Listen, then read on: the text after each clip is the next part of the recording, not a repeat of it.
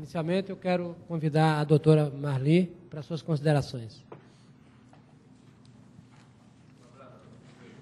Bom, é sempre um prazer enorme ouvir, primeiro saber de quem leia Ortega y Gasset e Eric Voegelin, dois dos grandes, dos maiores intelectuais do século XX, né, principalmente da primeira metade do século XX, né, quando se deram suas maiores produções, porque são dois escritores geralmente desconhecidos, né, no Brasil. O Ortega y Gasset nem tanto, mas o Eric Voegelin apenas há pouco tempo começou a ser introduzido aqui, né, não me lembro em que ano, mas há uns 30 anos, eu acho, ou um pouco mais, que foi traduzida a Nova Ciência da Política, né?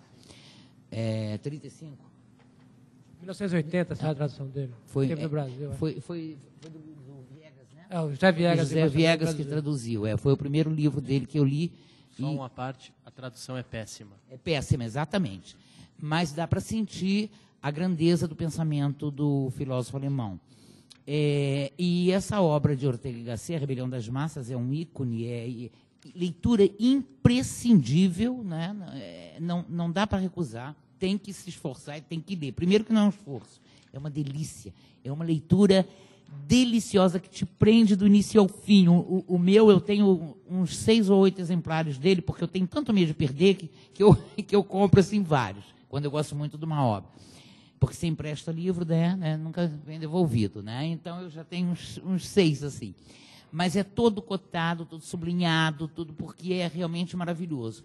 E uma coisa que me chama a atenção, passando para a atualidade, eu comentava ainda há pouco lá na hora do café, né, é essa questão da homogeneização do pensamento. Claro que isso tudo foi adredemente preparado por vários pensadores, entre aspas, aquilo que em francês se chama les philosophes, né, que não são os filósofos, são os les philosophes, né, que é essa homogeneização do pensamento, e o próprio Antonio Gramsci, né, ou Gramsci em italiano, estudou isso e profetizou isso e preconizou isso e dá todas as fórmulas de como se deve agir para obter a superação do senso comum, a hegemonia, com ocupação de espaço, mas isso teria que ter um painel, um seminário só sobre Antônio Gramsci. Mas isso tem acontecido, é do homem massa mesmo. E o que eu estava comentando no café, preste atenção. Como é que pode um assunto vem à baila, imediatamente ele se torna uma unanimidade? Então, por exemplo, unanimidade que tem por aqui. Bush não presta. Estados Unidos são o demônio personificado, sabe, uma série existe racismo no Brasil, existe trabalho escravo no Brasil, a Dorothy Stang era uma pobrezinha de uma freirinha, coitadinha, que foi, não é nada disso.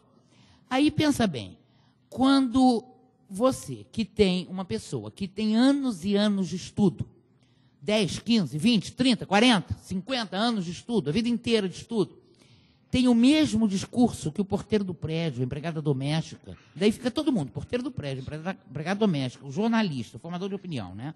O parlamentar, o ministro, um governante, qualquer pessoa, um professor universitário, o aluno universitário, todo mundo com o mesmo pensamento, alguma coisa tem que estar errada. Não pode dar certo. Não pode dar certo.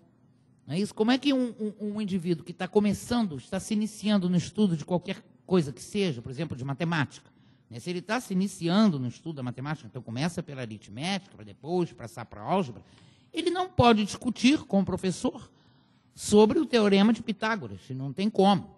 Ou sobre a fórmula de Bhaskara. Como é que ele vai discutir a fórmula de Bhaskara se ele está começando as operações agora? Mas fica daí, se o professor, alguém disser, a fórmula de Bhaskara é uma produção da elite, porque não daí pronto, vira senso comum. Todo mundo fala a mesma coisa. Então, as pessoas precisam acordar e pensar, né? Quando surge uma lei, como a Lei Maria da Penha, grande conquista social, a Lei Maria da Penha, um lixo. Aquilo é um lixo legal. É uma aberração absurda. Né? Como aliás, redundante, eu fui agora. Toda aberração é absurda. Mas, então, a gente precisa parar para pensar e ver realmente, como o Nivaldo chamou a atenção, do que anda acontecendo no nosso país, em termos de massificação, domínio total, controle da massa, e a massa ascendendo. Nós vivemos aquilo que os gregos já chamavam de oclocracia. Anotem esse termo. Oclocracia.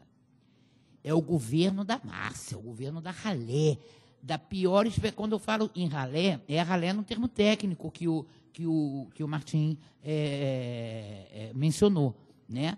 Aquele menos despreparado, eu não estou falando de ralé econômica, não. Tem muita ralé cheia de dinheiro, né? Mas que não tem um pingo de discernimento, de juízo, né? Para poder separar as coisas, né? Então, a logicidade perdeu terreno. As discussões hoje se travam na retórica, mera retórica. Debate não existe mais. Na televisão, você vê debate, não tem mais debate. Né? Tudo variações sobre o mesmo tema.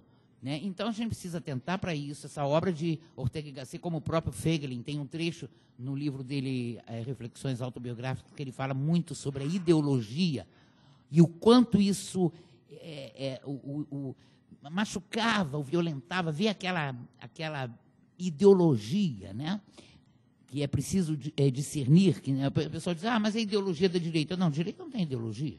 A ideologia será, no meu entender, sempre de esquerda. Porque o que é a ideologia? A ideologia é uma projeção para o futuro, né, de um mundo ideal que não aconteceu. Tudo isso começou há mais de 200 anos, no mínimo, né, com as ideias dos precursores da Revolução Francesa, e se mantiveram no tempo, e esse romantismo, o outro mundo é possível, isso veio descambar primeiro nos socialistas utópicos, depois no próprio Marx e Engels, com o Manifesto de 1848 e outras obras dos dois, ele sempre sustentado por um capitalista, né, fácil. Depois descambou na Revolução Russa, descambou em guerras, e Revolução Cubana, Revolução de Mao, e isso está vindo assim, e nunca chega nessa coisa maravilhosa desse outro mundo é possível. Né? São essas reivindicações que não terminam em nada. Botar numa Constituição, o salário mínimo tem que atender ao lazer, ao vestuário, não sei o quê, promete o nirvana na Terra. Isso não existe, isso é uma utopia, as pessoas precisam acordar. Né? Então, achei muito próprio, quero parabenizar os palestrantes que foram assim... Eu fiquei encantada e eu tenho certeza que todo mundo, né? Não só eu, né, ficou encantado também. Vocês estão de parabéns e eu gostei muito de ter assistido a isso.